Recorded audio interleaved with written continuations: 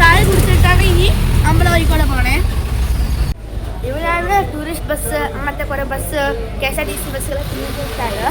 KSRTC bus, tourist bus മൂകാംബിക്ക് വരുന്ന bus സ്റ്റാൻഡാണ് നമ്മൾ ബാക്കിൽ കാണുന്നത്.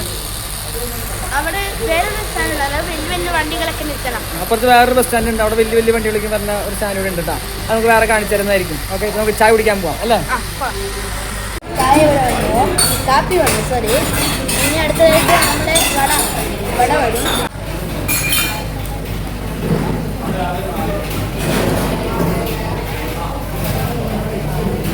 അപ്പോൾ ഞങ്ങൾ ചൂട് വടയും കാപ്പിയും കഴിച്ചിട്ട് അടുത്ത് പറയാട്ടാ.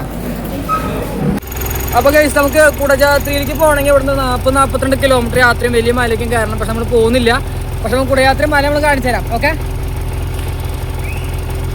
അപ്പോൾ ഗൈസ്, ആ കാണുന്നതാണ് കുടജാത്രി മല. അതിൻ്റെ അടിവാരത്ത് ജീപ്പെത്തും. പിന്നെ അവിടെ നിന്ന് നടന്നാണ് മുകളിലേക്ക് പോകേണ്ടത്. അപ്പോൾ അവിടെയാണ് കുടജാത്രി. അപ്പോൾ എല്ലാവരും വരിക. ഞാൻ എന്തായാലും ഈ പ്രാവശ്യം പോകുന്നില്ല, അടുത്ത പ്രാവശ്യം എന്തായാലും തീർച്ചയായിട്ടും വരും. ഇപ്പോൾ നമ്മളെ ബെല്ലിക്കും കൂടുതലുള്ളതാണ് പോകാൻ പറ്റാത്തത്. ഓക്കെ,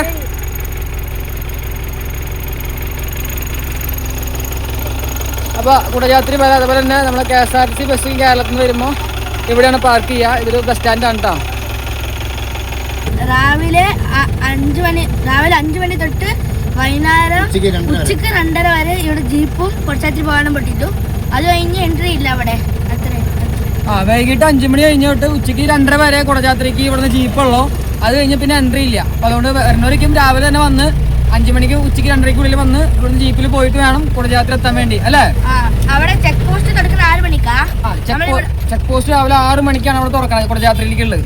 ഇവിടുന്ന് 5 മണിക്ക് വരികയാണെങ്കിൽ അവിടെ 6 മണിക്കാകുമ്പോൾ തുറന്നിരിക്കും. കറക്റ്റ് അവിടെ കയറാം. വേഗം പോയി 5 മണിക്ക് പോവാണെങ്കിൽ ഇവിടെ രാവിലെ 10 മണിക്കൊക്കെ ഇവിടെ എത്താം. പോയി ടോട്ടൽ 5 മണിക്കൂർ വേണം ഇവിടുന്ന് പോയിട്ട് തിരിച്ചു വരാൻ.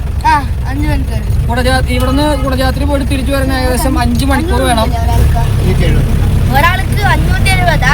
ജീപ്പിൽ പോകുമ്പോ ഒരാൾക്ക് 570 രൂപയാണ് കേട്ടോ അല്ലേ? ടോട്ടൽ പോയി വരുന്ന എല്ലാ കണക്ക് 4000 രൂപയാകും ഇപ്പൊ ഒരു ജീപ്പിന്. ഒരു ജീപ്പ് ഫുള്ള് ആൾക്കാർ പോയി വരണമെങ്കിൽ 4000 രൂപയാവും കേട്ടോ. കുടജാത്രി പോയി വരണമെങ്കിൽ ഇവിടെ മൂകാംബിക.